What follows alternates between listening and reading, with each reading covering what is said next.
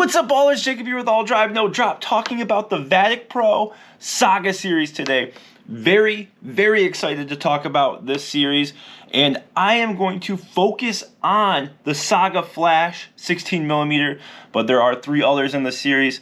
I will briefly talk about those as well, and you know, the whole series has the same construction, they're just different dimensions, different shapes, so keep that in mind. We do have a giveaway today, so make sure you smash that subscribe and stick around to the end to find out how you can enter to win any one of these paddles from the Saga series.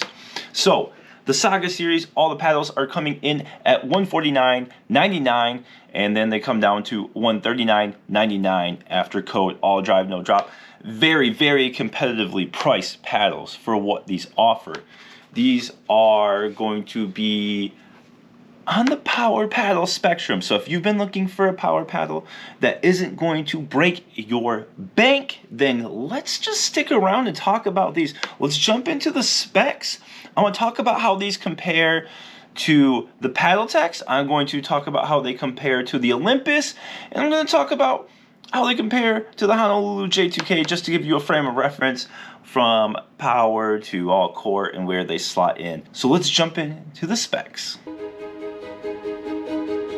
Okay, so we'll start with the Saga Flash short handle. These paddles are all constructed the same, so they're unibody with perimeter edge foam. These are not thermoform paddles. So the Saga Flash is a hybrid. It has carbon fiber facing, and Vatic says they have a composite blend. So I think that they have fiberglass in one of their layers. They didn't want to come out and tell us what exactly the layers are, but just know that there's something else besides carbon fiber, according to them, and composite. Dimensions 16.3 by 7.7. I do like their hybrid shape. 16mm core with a 10mm cell size in the core. Weight range of 8.0 to 8.3 ounces. Mine came in at 8.1. Handle length of 5.3 inches. And I did not play with any of the long handle version, so just keep that in mind. But there is a long handle version that is at 5.7 inches. So if you do really like that long handle, they have that in the hybrid version and the elongated version. Grit circumference of 4.125. Swing weight range of 114 to 116. Mine came in at 115. Twist weight of 6.45.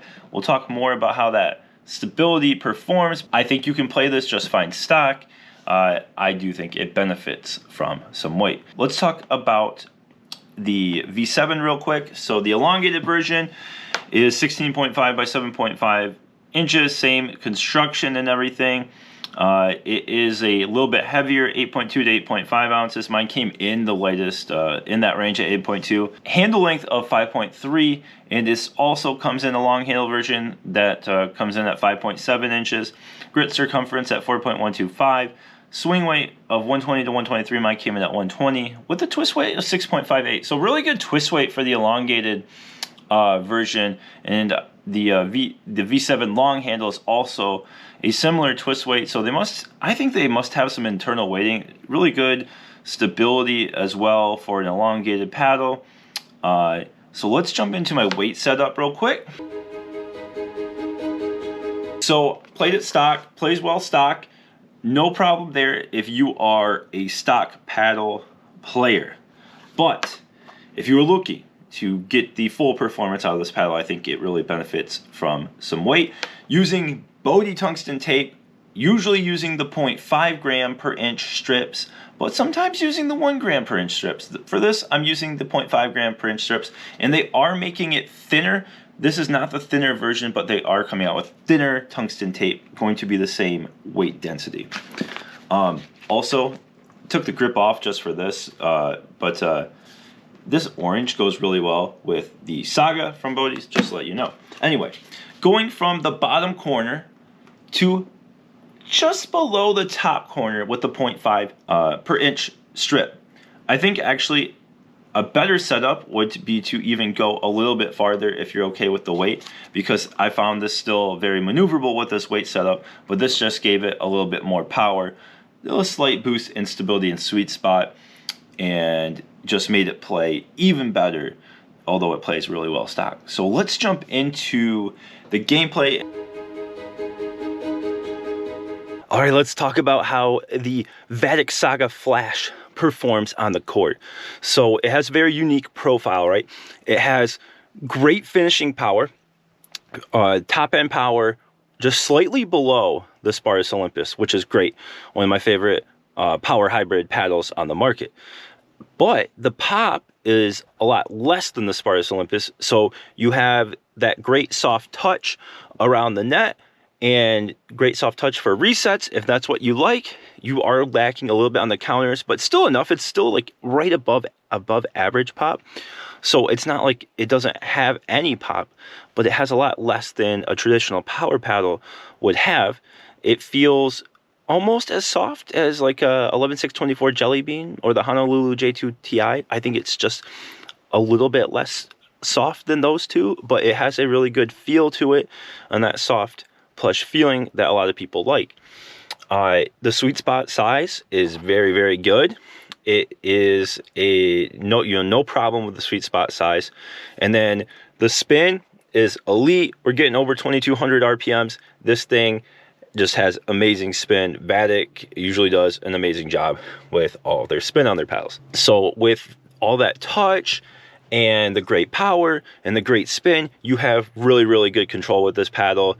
I was hitting great drops, great drips, and really, really good drives, accessing that power and the spin with the big sweet spot. So all of that plays very well. Finishing power, awesome. And then with my weight setup, you access a little bit more of that power. And I really, really recommend adding weight to it. I know it is a little bit on the slightly higher side for a hybrid now. People keep bringing down the hybrid swing weights more and more, and the static weight. But I really think you get the most performance if you add a little bit of weight to this. So resets are good.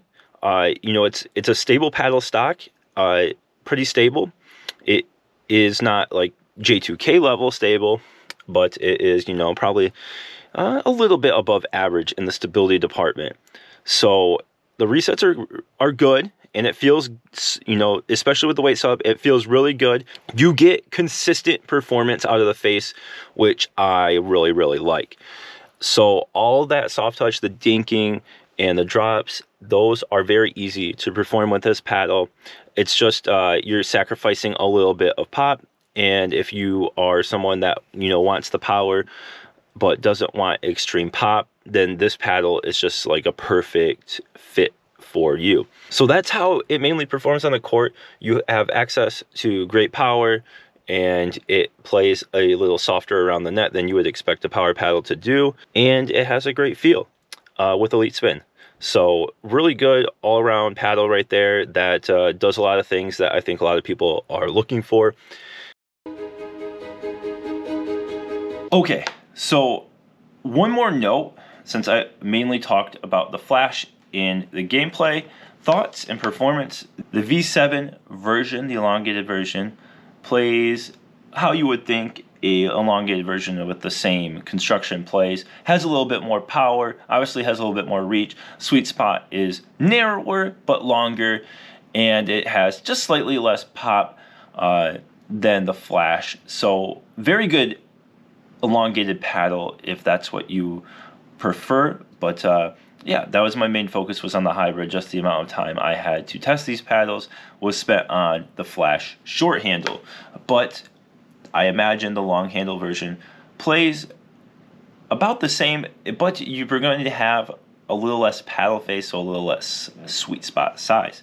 Now let's get in to the stat comparison here. So like I was saying in the gameplay thoughts, the power is very, very good. So right now I have the Saga V7 stacking up just below the TKO CX 14.3 and right above the Olympus in power, with the Saga Flash being pretty close to the Olympus in power, and then all of these above the J2K. But I wanted to show, I did test all of these paddles. I do 10 serves to get the power ratings, and I did these all at the same time. I'm testing a whole bunch of new paddles right now, and I like to get fresh numbers to make sure that I am getting the best sample size possible. Now pop, the Olympus is at the top with pop. The TKO CX 14.3 right behind it. And then you see a big drop off from the Saga Flash, the Saga V7, and the J2K. I would frame this reference of more pop similar to that J2K level than the Olympus and the TKO CX 14.3. So what we have here is a very unique setup. We have some paddles that produce great power, and their pop is just about average. And usually you get these paddles that have extreme power and extreme pop, but these ones really have more of that great power with an average pop. So this might suit someone that wants that finishing power, but they still want that softer touch around the net. And there's not really that many paddles that bring that right now. So this is a great spot in the market. Now, that's my comparison in the stats right now and how they stack up in the against the competition. Let's move on to the conclusion. So is the Vatic Saga Flash or the V7 or the long handle version of either of those for you? Are you looking for a power paddle that doesn't have too much pop because you don't like that poppiness at the net? You want the best control and the soft touch, but you want that finishing power, and you want that power in your serves and your drives. Then that's exactly what the Saga series is going to do for you. No, it's not going to have the power of the Mod TA or the Ripples, but this power is still on the upper end of paddles these days.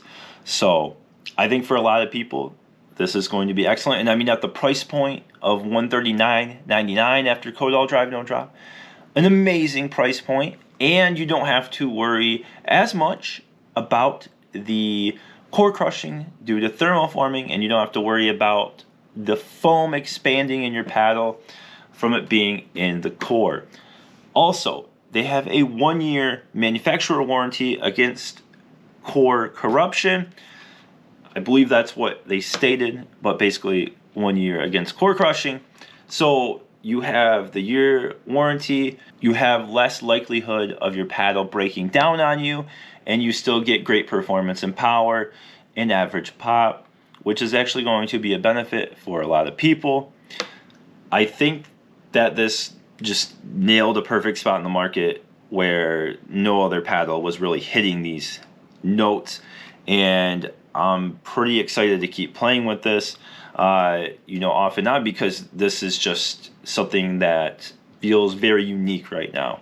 I'm very excited to hear what other people have to say and if they end up liking this paddle a lot. I think it's going to be pretty popular.